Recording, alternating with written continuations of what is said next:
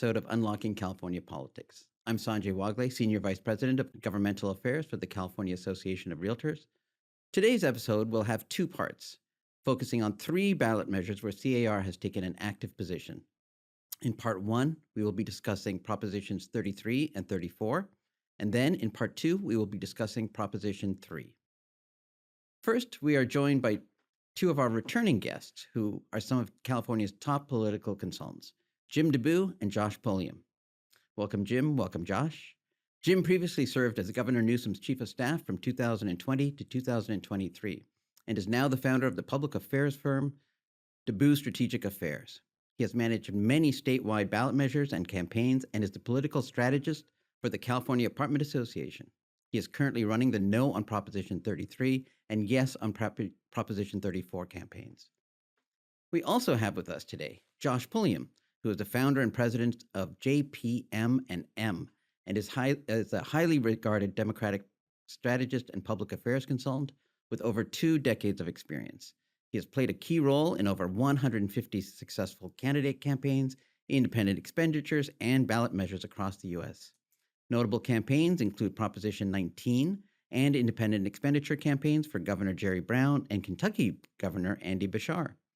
He is one of C.A.R.'s political strategists and has been advising on the No on Proposition 33 campaign. Thanks for having us. Let's jump into the conversation. Proposition 33 has been in the forefront as one of the most talked about ballot measures and is extremely important to our members. Jim, can you tell us what Proposition 33 aims to do?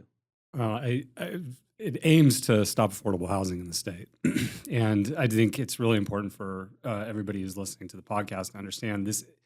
The proponents of the measure will talk about it in the form of just traditional rent control, and it is not that. It is what we call extreme rent control, but more importantly, what it really aims to do is take away any of the laws that we've passed at the state level and the enforcement mechanisms to allow for local housing to be built. The proponent of this measure has run several ballot measures and opposed legislation that has to do with affordable housing. In fact, in Los Angeles, he ran a local ballot measure that would have essentially stopped construction of housing in LA. And that seems very extreme. It is extreme, but it is who we are dealing with. So he's introduced about 3 ballot measures doing this or going after affordable housing. This is his 3rd time. This ballot measure is far worse than the previous 2, Prop 21 and Prop 10. And again, I think what what his public facing view is this is rent control, and it is absolutely not that. Josh, do you have anything Well, in to the add? Los Angeles measure, that lost by some 70% or something, with a 70% no vote. So I guess he's consistent whether it's the local level or the state level. He loses by large margins, so that's a good thing. But yeah, this extreme measure, and obviously repealing Costa-Hawkins and taking over control of single-family homes, which has been consistent with all 3 of these. Yeah, that's true. The single-family home piece is something that he's focused on. And then the one thing that's really important to folks who are small landlords, and I think we were going to talk about this as well, but something called vacancy decontrol, which is essentially, for just layman's terms, this measure would take away, if a local government decided to do this, the ability for someone who had lived in a rent-controlled unit, say for 5, 10, 12 years, when that unit comes back open, the hope is that you can raise that to market rate. This would take away or give the local governments the ability to strip that homeowner's right, essentially, which is a huge issue for anyone who's trying to pencil out projects, or if you're just a small mom and pop landlord renting to somebody that you've rented to for years and they move out and you have the opportunity just to raise it to market rate, not to gouge you, but to do that, this would take that away. Yeah, I'd read an article where they talked about, because New York has extreme rent control in certain of its jurisdictions and certain buildings, and they have a degree of vacancy control, which has prevented people are not bringing their apartments back to market because it's a chance to actually improve the property when the person vacates. Yeah. And if they're not able to fully bring in the costs, it makes no sense to continue renting at that point. So we've seen those negative effects. And it drives the market down. Right. As well, and you lose your home value. And again, this ballot measure applies to single-family homes. So anybody who owns a single-family home, if this ballot measure passed, they're looking at up to a 20% decrease in their home values, even if they're not renting their home out, because it drives the entire market down. Right. Yeah, the Orange County Register actually included this in their editorial, and we've talked about this and talked about it with your members, but this idea of forcing single-family homeowners to not only charge below market rates, but if they want to move back into their home, let's say they're relocated for a job for a few years and they rent their home out. There's situations where when they're ready to move back in, they're not entitled to do that because the tenant has more rights, and the tenant can essentially stay there in perpetuity through this measure. It opens up, Pandora's box of those types of opportunities. And as Josh said, the Orange County Register was no, obviously, on Prop 33, as is the LA Times. So again, we'll get to that in a minute, but this is the strangest ballot measure I've ever worked on, where every single newspaper in the state has said no to this ballot measure. And we'll talk about the coalition, but it is the most bipartisan, nonpartisan coalition I've ever seen in my career. And it's because of those issues. It's across the board.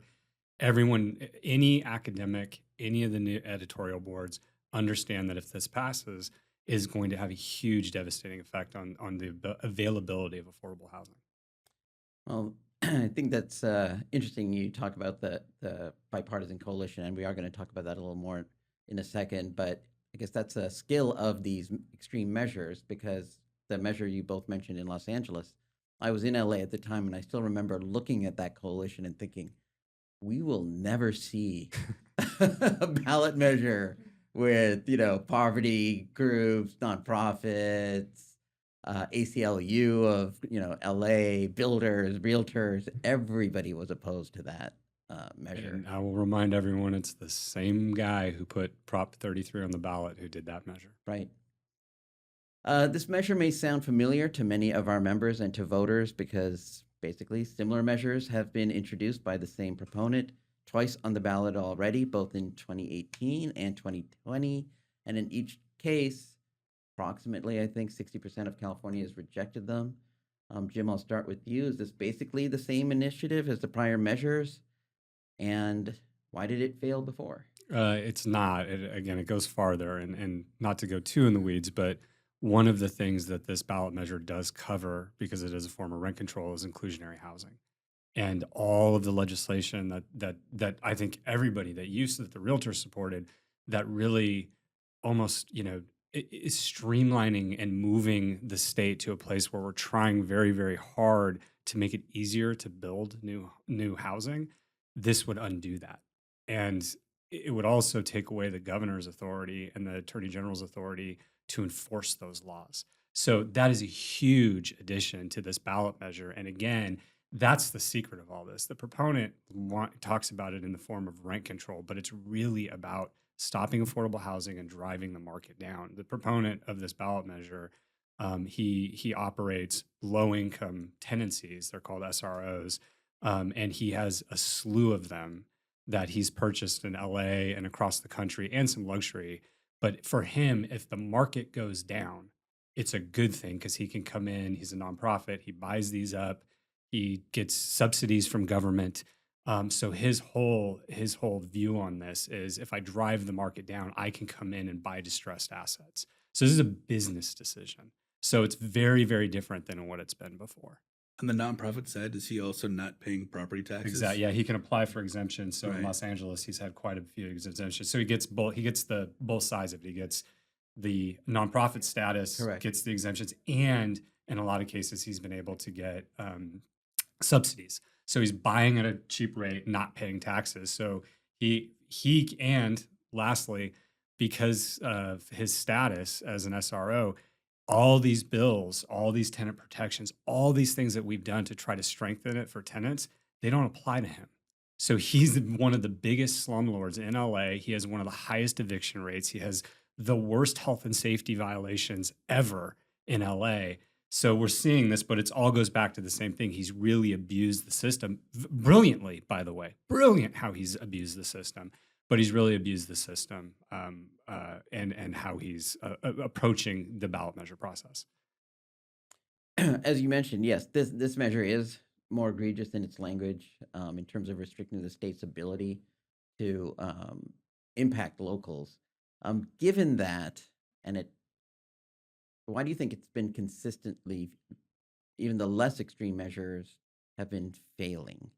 Um, Josh, maybe you could take that as to why do you think that there's been consistent failure even before? Well, I mean, I think in large part, and Jim ran both those campaigns. They ran very effective campaigns and built large coalitions, appealed across the aisle. It Mhm. wasn't sort of a strictly partisan issue, especially in 2020, where they had a challenge where there were a lot of other initiatives on the ballot, unlike this year. There's a lot of other competition for spending dollars, and you have a context of a presidential year where there's always going to be a bigger Democratic turnout. I think the 2018 election, where you have a lower turnout, is more advantageous to defeat initiatives like this. But in presidential turnouts, they're a lot more difficult, which is why Weinstein probably waited till 2024 to come back again with this. But in the past, it's been interesting because rent control as a concept, you see this public polling that shows that by and large, California is about 60%, high 50s, low 60s, depending on the year. And yet the inverse of that happens on these initiatives. And so here you have a concept that's 60, but it's only getting 40% of the vote. It's getting a no vote of 60%. And again, I think in large part of that is because just the effective campaigns that they're running and really focusing on telling the true story of who this guy really is and who's behind it.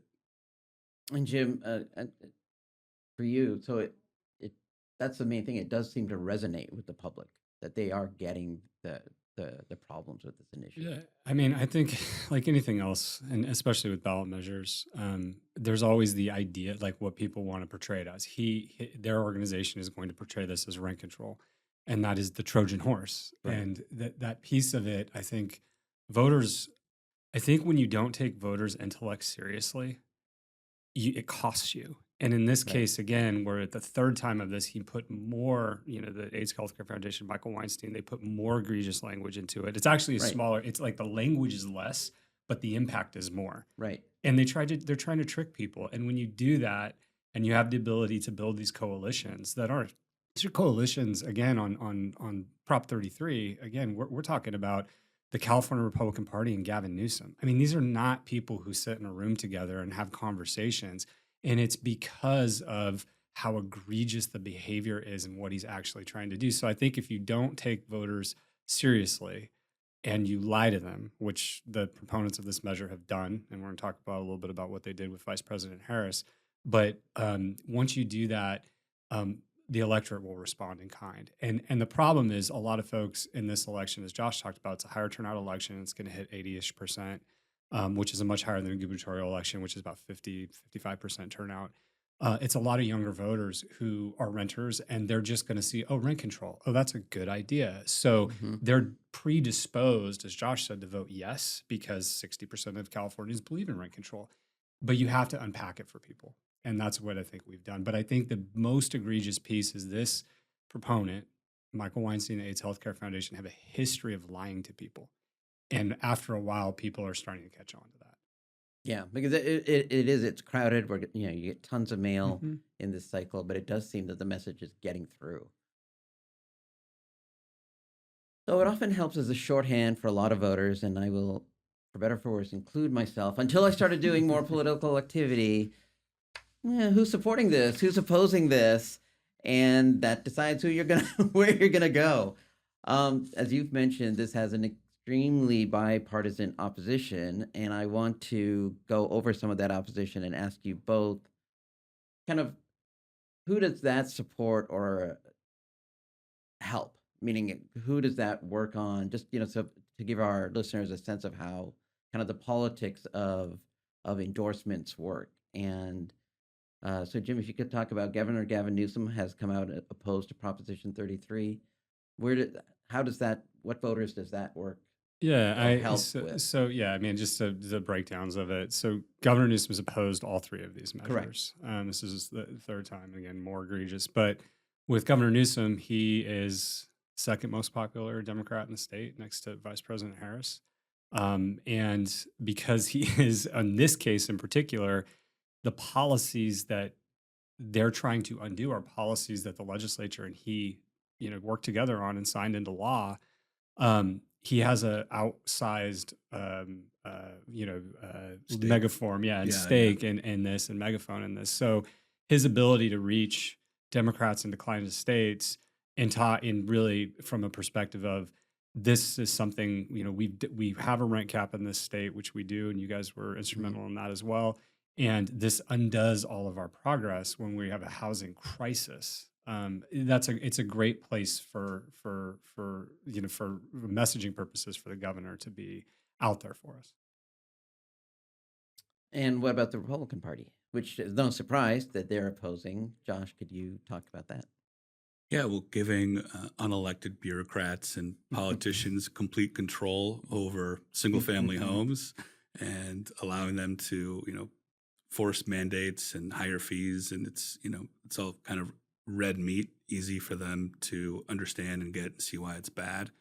And this, I think, one of the interesting differences between 2018 and 2020 is this expanded Democratic coalition where the governor's obviously been consistent about it. There's more to lose because of the passage of the legislation in 2019 and since then. But you have folks that are some of the most liberal, progressive folks in the legislature who are opposing it and came out strongly opposing it, and in the no on 33 press releases and statements. The NAACP has come out against this. And again, it's really unifying both sides of the aisle, maybe for different reasons. One of them because on the Republican side, too much government control. On the other side, stopping the progress for housing. But really in the middle, everyone's impacted by the housing crisis in California and the affordability crisis. And that's really something that it's a common thread for all of us. And I think that's also a real unifier, is this idea of, we need more housing in California. We need more opportunities for people to buy a home. We need more affordable, yes, for renters as well, but also opportunities for first-time homeowners. And this will kill all of that.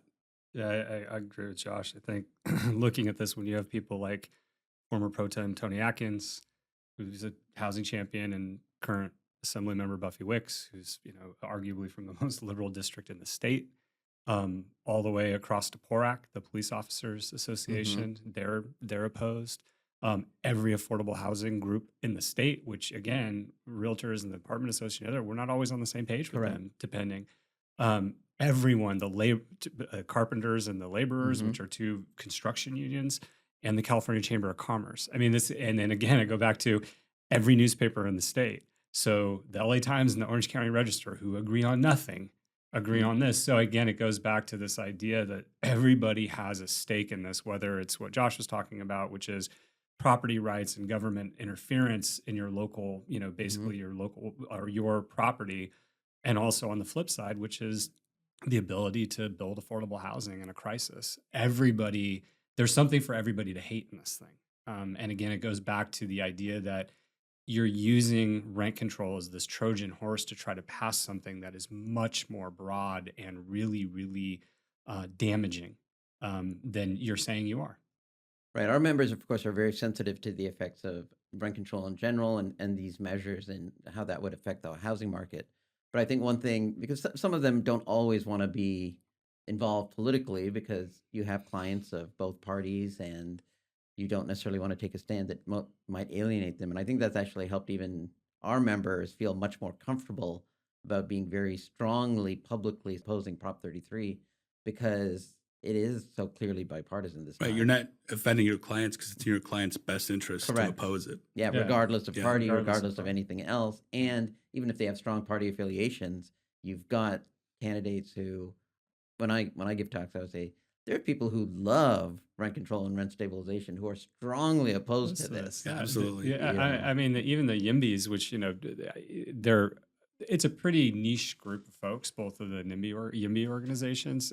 But in California, they're progressives, Right. and they believe in rent control, and both organizations are opposed to this because of that, because Right. they're like, this isn't rent control. So again, when people hear about this, they really have to go underneath the packaging. It's not a rent control measure. It's literally taking away the ability to build new affordable housing, to make that easier, and it's to go after folks to drive their property values down, to drive down the market. It's really not about rent control. You mentioned the And I sorry, just go want to ahead. add to it, it also, just to Jim's point, just really, I think, reveals how both greedy the proponent is and how sort of foolish he is, echoing what Jim said earlier. He just thinks that voters are not going to figure it out. So, he was sort of consistent, right, with 2018 and 2020, but said to himself, well, geez, if I'm going to come back again, let me go try to have the cake and eat it too, and go really beyond that. And so I think that, the fact that it is so extreme, again, it really reveals his true colors. And thankfully, I think that this was sort of the wrong time and the wrong place for him, because of this huge Democratic coalition, on top of the natural base of Republicans who are opposing it. You mentioned the unity basically between all these different newspapers in the state of California, which you really don't see. Orange County Register, even San Diego Tribune, which maybe is a little less conservative than the Orange County Register, but definitely on the more conservative side. To probably these days the most liberal, I think LA Times more than even SF Chronicle. Did that surprise you? Because I believe the LA Yeah. Times supported the previous. So did the Sacramento measures. Bee. Yeah, honestly, the LA Times is interesting because they really put us through our paces, rightfully. That's what editorial boards are supposed to do. But they came back a couple times to ask for more information. And I think they struggled with the flipping. But when you read their editorial, it's pretty clear. They're really they understand. Editorial boards are different than talking to a voter because you have so much time with them. Voters, they don't have time to listen to us. Honestly, you have to gauge their intention very quickly, especially with ballot measures, which they're like, oh, I have so many of these. Why do we have to deal with these? But the editorial boards, they go deep on policy, and I think for the editorial board, it really was the inclusionary housing piece, understanding how damaging this would be to build affordable housing, and secondarily, I do think that they also looked at the market rate piece and know that is a killer. That will drive people, especially small landlords, that'll drive them into the ground. They will not be able to continue to afford. And then they end up having to sell these, kind of as you talked about what happened in New York, these dilapidated properties that they're not keeping up because they don't have them. They can't afford to. They can't afford Yeah. to. So that was, and then the B as well. The B was a flip as well, and that was surprising to us as well. I mean, happily surprised, but I think again it goes back to this goes much farther than the first two ballot measures. Yeah, I've also been surprised by the rhetoric out of a couple of the editorials, and just this much stronger language. I mean, the San Francisco Chronicle in particular just sort of eviscerated Prop 33, which, as folks like us who are often in the paid communications world love that, because you can pull out news clips and share it with voters who don't have the most attention span because they have busy lives, or certainly don't want to read a full editorial in the San Francisco Chronicle. But if you can distill it by pulling a few choice words or phrases, and a lot of these editorials included those choice words and phrases here, which doesn't happen often too. When even in some of these editorials, they kind of go out of their way to show that they're being fair, and they review both sides, and then they kind of give their opinion. The LA Times did make sure that they included their history of being in favor of rent control. Like you said, they grappled with and did some soul searching and came to the right conclusion there. But some of these other newspapers in particular, San Francisco Chronicle and Mercury News, I would say next, had some really sharp language. You both mentioned, the editorial boards, and does that do those editorials still have an impact on voters? Is it more than before? Is it same? It's so back to Josh's original point. I think they have impact if people know that they're out there. And the way that they're out there is the campaigns are able then to make sure that people can see that through paid media. If I asked you what was on the front page of the LA Times today, if I asked myself that, I wouldn't know, because we just receive our information so differently now. We don't all receive print newspapers anymore and look at the front. But I think the messaging within the editorials in a campaign atmosphere, and you'll see it, all our campaign spots, you want validators to say, if you guys get up and we've seen this, a paid actor says, let me tell you why this is wrong. Voters are smart enough to understand what that is. But if you say, this is what this measure does, it'll destroy affordable housing, and there's a pull quote from the editorial that says, the San Francisco Chronicle says it will destroy affordable housing, that is a validator that you can show the voters. So I still think they're important from that perspective of and being able to articulate a message of not one editorial in California endorsed. That is the thing too, because that brings, again, one of the bigger messages is this bipartisan nature, nonpartisan nature of this, where it is this left, right, middle, Yeah. it doesn't matter. Everybody's opposed to this, and there is resonance in that. Voters, they're like, because they're always skeptical, rightfully, but Right. when you see stuff like that, it's just like, okay, this is the Trojan horse they're talking about. Yeah, I'm with you, because I think even if you're of whatever political stripe, you'd be, I don't care what the Orange County Register says, or you might be like, I don't care what the LA Times said, but if they're both saying, If they're all saying Yeah. it, and again, it's Yeah. also geographically split. Like people, I don't like the Chronicle because I'm from Southern California. Right. But if you're like, well, I don't like or San Diego, but you're seeing all of them. Right. It's And a you know, thing. the San Francisco Chronicle is liberal. So if you see something that, if you're a younger Democrat or progressive Democrat, you're thinking, oh, rent control, that's something that's kind of a base yes for somebody like me. But then you see masthead of the Chronicle Yeah. saying that it would be a, quote, recipe for disaster, end quote, then that sort of makes me shake my head and say, wow, I guess I'm maybe going to be against this. And that coupled with folks like Gavin Newsom, the governor, and others just give those cues for them to say, well, maybe I need to dig a little deeper on this and not just read the first few words in the title and summary that make it seem like it's about rent control. There's been a change in the state since Kamala Harris, in terms of, a lot of polling, et cetera, since Kamala Harris has become the Democratic candidate for president. And the proponents of this initiative seem to be trying to take advantage of that by either directly stating, implying, or otherwise that Kamala Harris supports Proposition 33, which is not the case. Jim, can you talk about that? Yeah, I've been doing this a long time. Josh and I are not considered nice people for the most part in the political world.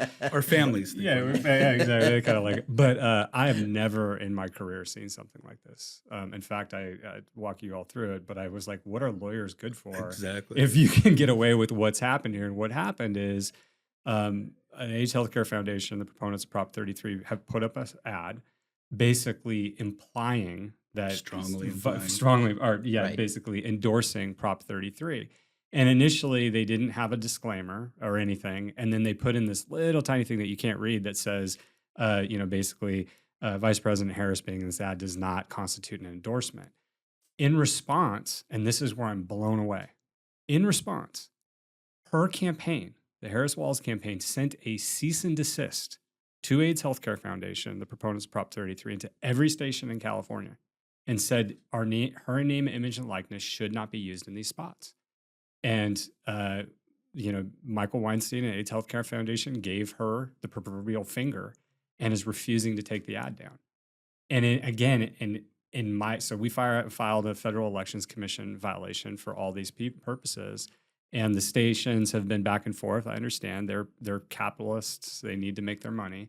But in my career, I have never seen such blatant disregard, especially for the sitting vice president who could be the president of the United States, Right. saying from her campaign, it's not from our campaign. It's not saying take this down. This is do not, use her name, image, likeness. You do not have permission. And he's just given the proverbial finger to everybody. And so now, and the hope, obviously, is what Josh is talking about, and the same with Gavin Newsom, is you can trick progressive voters into saying, oh, well, this is a Harris-backed measure. And that's all they're trying to do. They're trying to use her name, image, Right. and likeness to Yeah. move progressive voters. But again, the egregious nature of it, like I literally, like Josh and I fight with attorneys all the time. I called our attorneys, who are pretty vicious attorneys in some way, shape, or form. And I was like, what are you guys good for? if they get away with this and you're grinding Right. me over a few sentences over Exactly. how we describe. You're not approving these completely legal, truthful statements that we're putting out, and yet, because it seems like it could possibly mislead, Yeah. whereas this is so blatant and frankly shameful. Shameful. And the fact that the Harris-Walz campaign sent a cease and desist letter and they still ignored it. It's just shocking. That's so extraordinary because, I'm sure you remember this, but all throughout when President Obama was in office, you would always see images of Obama in ads. There would be some way that people would figure out a way, whether they were for candidates, an event with him, implying that there was a endorsement there, Right. or even in some statewide initiatives, especially around healthcare at the time. And they'd usually, again, they kind of rise above all of that. They don't respond. They let the states do what they're going to do and don't want to muck around in sort of local politics or state politics. But the extraordinary action of a cease and desist letter and the fact that then he didn't even respond to it or He did the responded. opposite. Yeah, He exactly. responded. It's crazy. Yeah, no, the cease and desist and the blatant use of her likeness and image to imply it's so startling to me. First, as a lawyer, but secondly, I work with Josh on these campaigns, and we go to the lawyers, and it's like, oh, we got to argue about, is that a fair representation? And then I see this, and I'm like, wait, what? Yeah. What? Yeah. Why are we doing? With millions and millions of dollars being spent to Yeah. perpetrate that lie through TV spots, Yeah. and so I mean it is So- jarring, and Some of potentially taxpayer dollars. for sure, and that's the other thing, and I think that part of the issue is if you're AIDS Healthcare Foundation, Michael Weinstein, you're $2.5 billion corporation, you're really not worried about the Federal Elections Commission coming in a year or whenever, however it's the Fair Political Practice Commission coming and finding you. He's done this for years, and he's had several violations from illegal lobbying. Kevin De Leon, when he had him on payroll and he was lobbying him or having Kevin De Leon lobby the city for his to buy some of his properties. He's been hit before and he just doesn't care because the fines are minimal when you're a $2.5 billion corporation. And for him, on the back end of this, if the FEC comes in and says, yes, we're going to fine you, but he wins Prop 33, he still wins Prop 33. Right. So for him, he's always been above the law on these things, but this was the most egregious thing, honestly, that I've seen in my I mean, and I would even career. say, again, revealing his true colors of just such a lack of integrity and a lack of ethics of, basically this kind of advertising. Yeah. I mean, it's completely nuts. Okay, let's move on to I think we've we're a little strong. We feel a little strongly. I mean, look, it's one of these things when you're when you're running campaigns. Like I'm always a big believer in let's all play by a certain set of rules, right? Because I'm usually going to beat you if we play by the same set of rules. But when you run against somebody who plays by a completely different set of rules or no rules whatsoever, then that just really gets at your sort of competitive side also, of like, this is completely unfair. And again, having such a lack of respect for voters and just, this sort of bull in a china shop and, think you can kind of buy your way out of any kind of problems if you're going to get a fine. It's just completely ridiculous. And by rules, we mean laws. Like, it's just like, it's like there's, so it is, but expected. And I think that this, used to kind of this behavior from Michael Weinstein, the AIDS Healthcare Foundation. They're bullies and they've done this for years. Yeah. So it's not a shock. And what's amazing is the existing laws actually give a fair amount of leeway. There's a lot of First Amendment. Space Absolutely. And TV stations, I get it. Yeah. When you've got millions of dollars riding on it, and Weinstein, I'm sure, was saying to them, if you take this down, it means that we're not going to give you the money for the spots. Right. Of course, they're not going to. They don't. They're again, it's capitalistic society. They're capitalists. If you take this down, I'm not going to file another one. Okay, we'll put it on. Yeah. So C.A.R. also supports Proposition 34, sponsored by the California Apartment Association, and we are in favor and support Proposition 34. Jim, can you share what this measure is about and why is it important to our members to support this? Absolutely. So in this, it is interrelated with 33 to a degree. When all of these ballot measures kept popping up, and we started seeing, especially the housing piece of it, we were like, how is this continuing to happen? Because anybody in their right mind, if they lose to ballot measures and you are even a corporate entity, at some point your board or your CEO is going to come to you and say, hey, this isn't working, stop, because you're wasting dollars here. And the more we peeled back what was happening, we became and I apologize to listeners because just give me a second here. I'll try to make this as easy as I can because it's very complicated. We found that there's this program at the federal government called the 340B program, which is it is intended to provide patients that are low income with low income cost pharmaceuticals. And we were like, why are all these 340B entities, it's not just the AIDS Healthcare Foundation, it's others, getting involved in housing? And then we peeled back another layer and it was like, oh, This is a taxpayer-funded program that literally, it doesn't have, it's very loose in its interpretations of what you have to do to be within the kind of foundational guide walls, which means that you can use the money for almost anything, the profit. And basically what it is these folks through this program, so you become a 340B entity, which there are several folks, AIDS Healthcare Foundation is one of them. The federal government basically sells you the drugs at a discount, Right. gives you the drugs at a discount, and then there's a delta, so say 60%, so that 40% that is unaccounted for, you get as a profit. And so for some entities, those are billions of dollars in revenue, and they've started to do things like buy up housing. There's, and these are very well documented, buying football stadiums, naming rights, things like that, which are not patient care. So we started to see that. And I think the thing that was really troubling to us is we started to see this kind of invasion into the housing space where all these folks are coming in, they're buying up housing at a very low cost, and they're becoming landlords, and they're starting to do things that lend to what they accuse us of, which is being slumlords and doing all these things. So our folks got really nervous about that. And the more we peeled back, the more we figured, hey, if we want to make sure that the housing world writ large isn't going to be hit by these entities coming into the market, we need to put some guide rails back into the 340B program, which again is a taxpayer program that was supposed to be for patients. So that was the advent of Prop 34. So I apologize for taking that, but to explain it, because it's a little bit tough. So what this ballot measure does is it does really two basic things. One, it makes sure that a current program that was created by the governor, and it's an executive order, which means it's not permanent, becomes permanent in the Medi-Cal system. So pharmaceutical drugs that go to low-income patients remain low cost. It's already saved the state a couple $1 billion. We're going to do that. So and that's directly affects 340B programs. So that's one. And then two, it basically says that if you're going to be in this program, and if you're going to be into rental housing, and you're going to do advocacy and lobbying and be in politics, you do all those things, then 98% of your dollars need to go to patient care.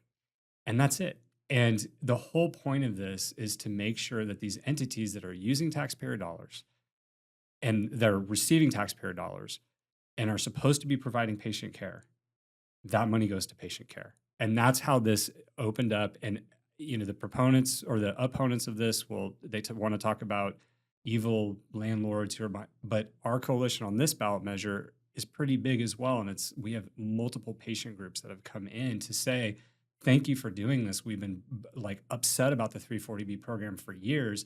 There's money that should be going to us that's going to others and for other ancillary purposes. And we need this to come back to us. To do the job that they're supposed to be doing with taxpayer dollars, your dollars. So it's really the aim is make sure that that money is intended to go for the right people, and that it stops this abuse in the program. What are the other kinds of things that he's been spending money on in particular? I mean, I just saw a recent yes on 34 ad that was pretty good.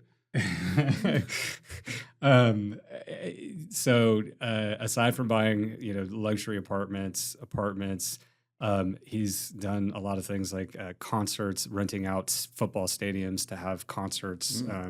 It's another money-making scheme that he has. What else? What am I missing?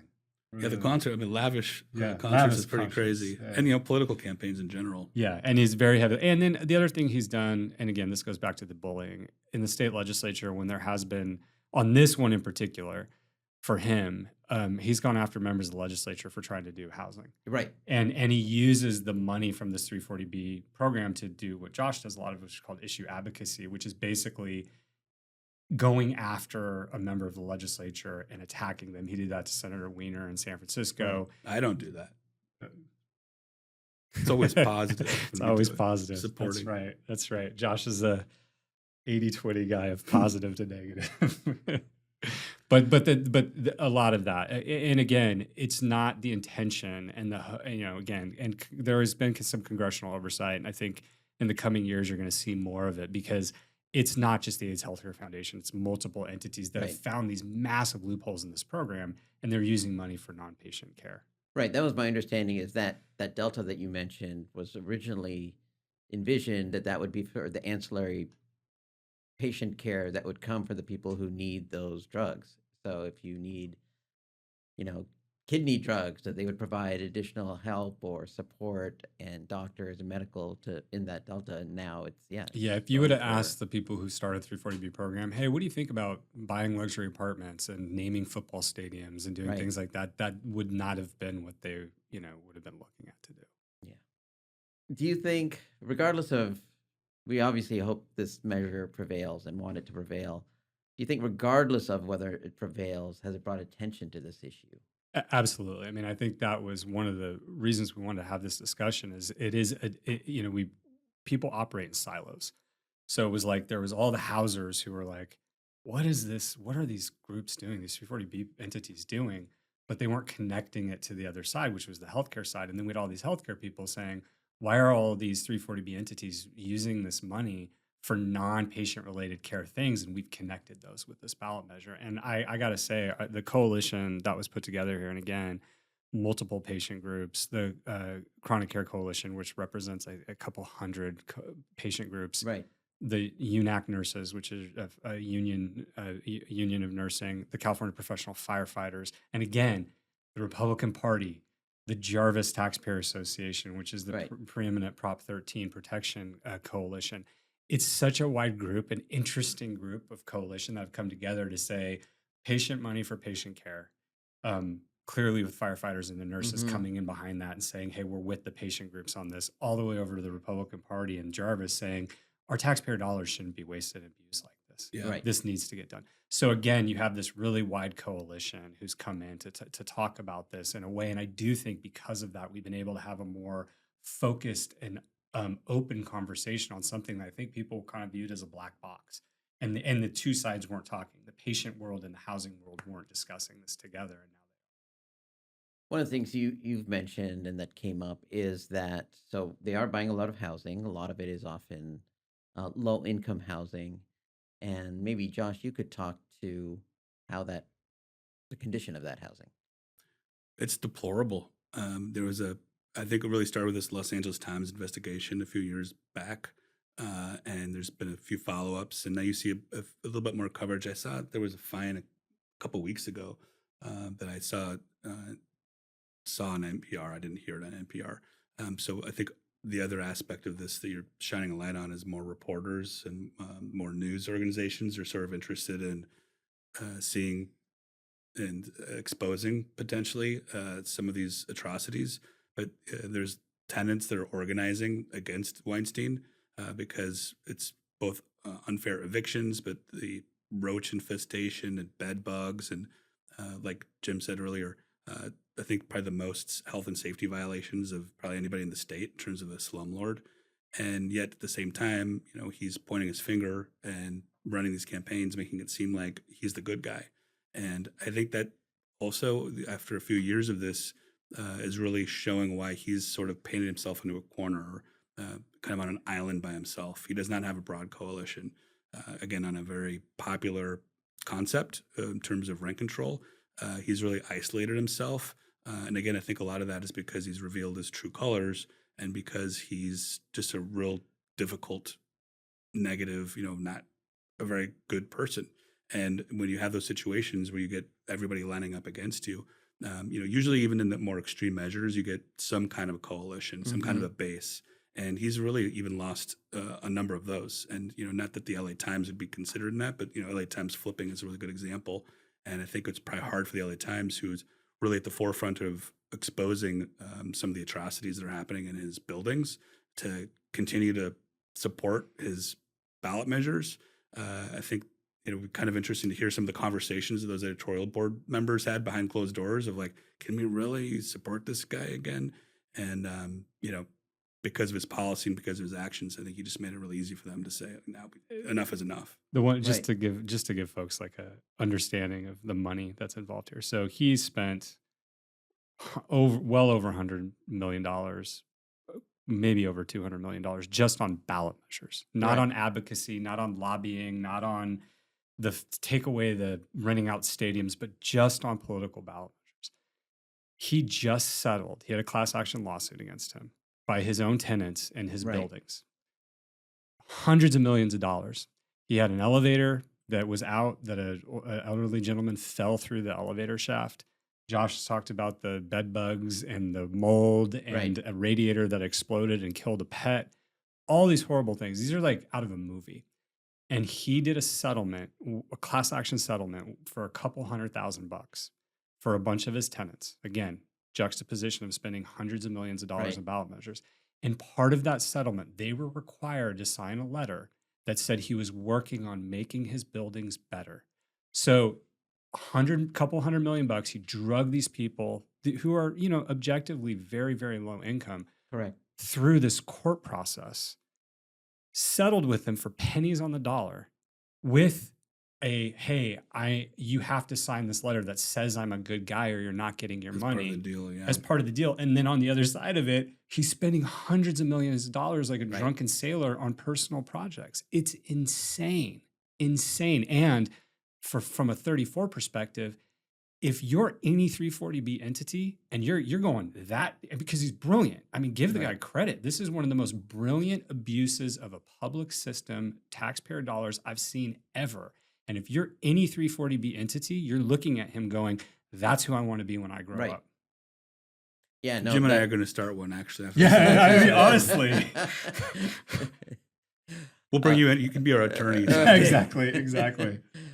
The one you talked about that got settled, but the elevator was a particular egregious. Yeah, the person falling down, but also number of disabled tenants had no way to go back and forth. They're dragging themselves up the stairs. Yeah, this is a multi-story building in downtown LA. And he's fighting doing those repairs, tooth and nail, but yet he's got hundreds of millions of dollars just on ballot measures to go play with.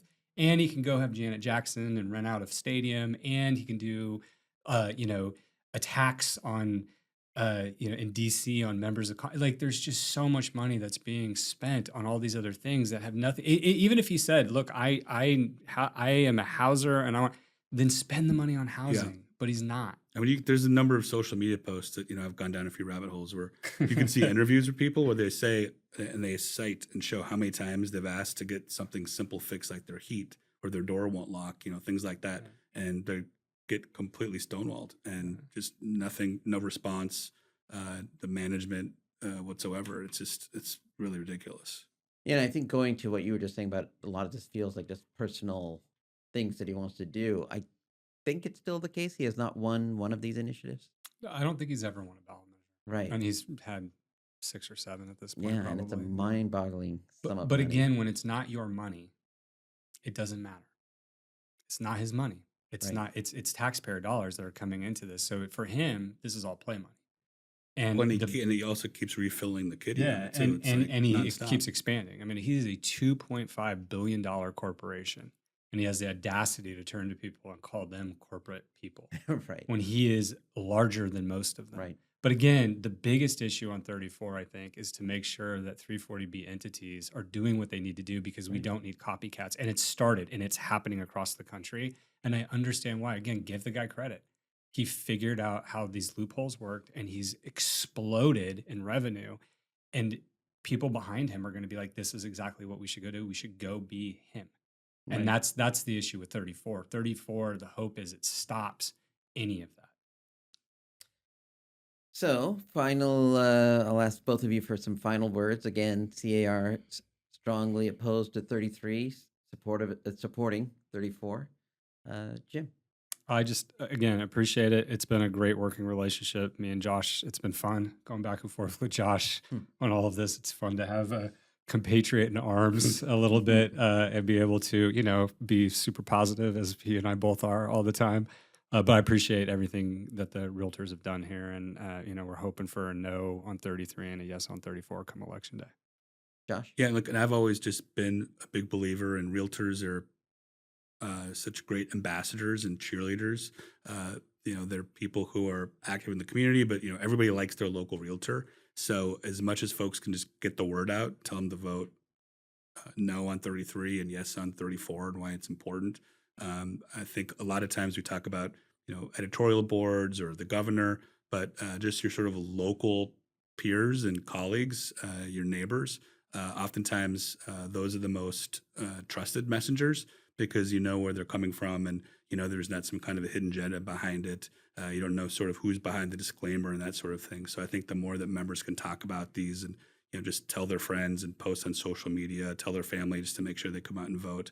Because I think especially with 34 it could be close. And so every vote's going to really count. And then again, the context of presidential year, usually people are talking about some of the other races, but these are ones that are both really important. All right. Thank you, Jim.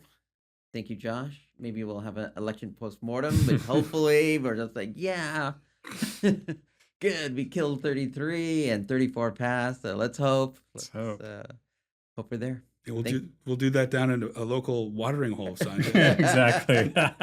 Invite some members to come in. Exactly. All right. Thank you both. Thank you. Welcome to Unlocking California Politics. I'm Sanjay Wagle, Senior Vice President of Government Affairs with the California Association of Realtors. And this is part 2 of our discussion of key ballot measures, specifically those ballot measures where C.A.R. has taken an active position. Today, we will be discussing Proposition 3, where C.A.R. has taken an active support position with our guest, Kellie Swayne. Kellie is a third-generation realtor with deep Sacramento roots.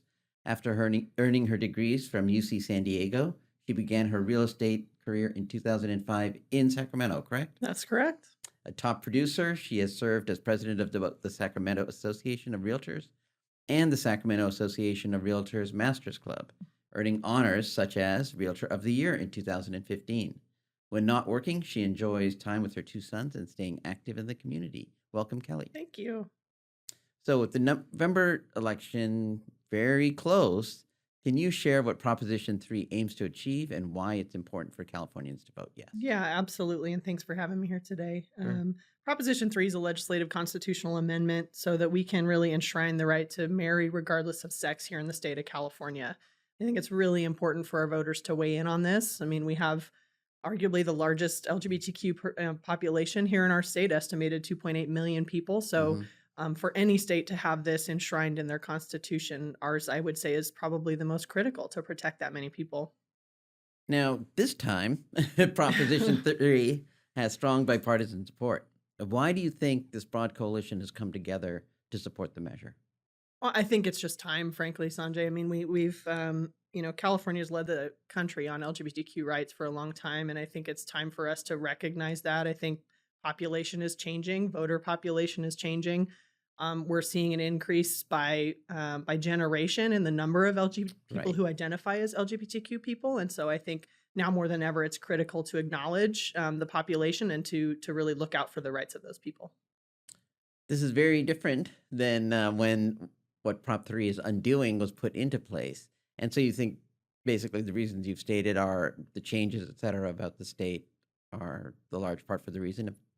Yeah, I think it's part of it. And I think just as a society, we're coming to acknowledge that LGBTQ people deserve the same kind of rights as any other, minority group in our country. And why would we not have the right to marry or be acknowledged for marriage, which is a legal binding, constitution and contract in our state and recognized as such.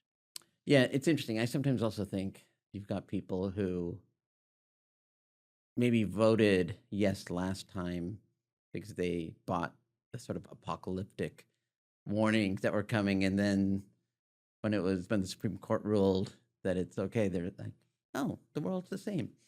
Yeah, I think an acknowledgement, that we move forward and, families might look different, but they don't change in what they want, you know, and why not honor those rights? While there is strong support this time around for Proposition 3, there has been some question about why do we need this, given that the Supreme Court has ruled that gay marriage is applicable throughout the United States. I think Roe v. Wade is the perfect example of how courts can change their mind and really have big effects on individual rights within a state. And so, again, now more than ever, with uncertainty on where the lens of our courts may head moving forward, let's enshrine this in our state constitution. Let's protect the people who are here. Let's be a place to welcome those who want to bring their families here and be property owners and raise their families and be parts of their community. Now more than ever, we need to take the rights of the courts, remove the rights of the courts to change how we can live our lives on a day-to-day basis based on our California Constitution. Right. And I think for our listeners to understand, I think if the U.S. Supreme Court were to reverse its position, then it would automatically revert to what's already in our Constitution, which is discriminatory. Is that- Absolutely. Yeah. Right now, it currently says marriage is limited to only that between a man and a woman. In my opinion, that language has no reason to be in our California Constitution. Right. So if the U.S. Supreme Court undid their decision or reversed it, we would actually have to go to the ballot here at that point in time to restore those rights that were lost. Right. And can you imagine the confusion about how do rights stand in that moment until those things get settled, right? What amount of time does it take, and what happens in the meantime for those of us who are in a same-sex marriage, and if we need to sell our home, or if somebody passes away, what happens to the rights of those people in that interim? So studies do show that stable housing leads to more stronger family units and better future for family members. Can you talk about how the passage of Prop 3 helps communities and helps individuals develop those? Yeah, I mean, California since the 70s has enshrined different types of rights around marriage, and in particular around property rights. I mean, you think about, community property and right of survivorship. You think about stepped up basis and capital gains, things that we're constantly talking about. All of those things have real everyday impact on families who own their home and are living their home, again, contributing members to their community. And that doesn't change based on, who those two married people are or what their gender might be. Right. And why do you think it was important that the California Association of Realtors itself took a support position on this initiative? I was really proud of that decision on behalf of our body. Traditionally, we haven't stepped into to propositions like this. And I think we took a deeper dive. We understood that things are not always black and white, that there's a more complex lens by which we need to evaluate propositions like this. And on top of that, we have members who belong to the LGBTQ community in our association, and we represent those people who are buying and selling homes. And so if we're not going to stick up for their rights of housing with respect to marriage, who's going to? So I think this was a really important decision for the realtors to get behind, to say, we're here for all property rights, regardless of who you may love. This seems very consistent with our fair housing beliefs. And I think if you could also just go over a little more about what you talked about, some of the specifics about how that actually, if the Supreme Court were to reverse itself and California's existing law, constitutional provisions came back into place, some of the potential property issues that could have come into play. Right. Well, if you have a same-sex couple who both on title to this property, and now that union or that bond is no longer recognized, what does that do if you try to sell a property? Do the rights of one of those individuals go away? Or, like I said, if there's a change in family dynamics, maybe one of them passes away, what happens to that other person's right to have a stepped up basis in the value, or to be able to move forward with their life as the full sole owner of that property? I think that just causes so many different property rights to come into question if we have a reversal on something like that. Yeah, and a lot of our listeners may not know that community property is a status of ownership, which is not something that exists all throughout the United States, because a lot of states are not community property. And it would be particularly, just from that practical standpoint, a lot more disruptive in California, because people hold that, if you're a married couple, you're holding it as community property, and if your status is suddenly uncertain. Right. And you can only hold that if you're a married couple. So if you're not recognized as such, how can you hold title to that property? Right. And have you been active yourself in promoting Prop 3? Oh, absolutely. Within my community, I'm fortunate to serve as a local chapter president of the LGBTQ Real Estate Alliance here in Sacramento. And so we're certainly talking about that amongst our membership, and to my clientele as well. Right. I think there's a lot of people who understand that this is an important step in civil rights and in property rights here in California. And so spreading that message is really critical, that we back that up with our votes and with the language in our own state constitution. Terrific. Thank you, Kellie. Absolutely. Thank you, It's Sanjay. been a real pleasure. Yeah. Thanks.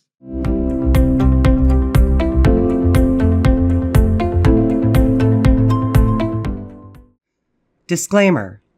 The purpose of this podcast, brought to you by the California Association of Realtors, C.A.R., is to provide general and educational information and opinions from a wide range of perspectives regarding politics, voting, elections, legislative issues, and more. The opinions, beliefs, and views expressed by guests or participants of this podcast are solely their own and do not necessarily reflect the opinions, beliefs, or views of C.A.R., its affiliates, their respective directors, officers, or employees. Reference to any individual or entity does not constitute an endorsement, recommendation, or any other position or opinion regarding that entity or individual by C.A.R. This podcast does not constitute professional advice or services of any kind. This podcast is available for private, non-commercial use only. You may not edit, modify, or redistribute this podcast.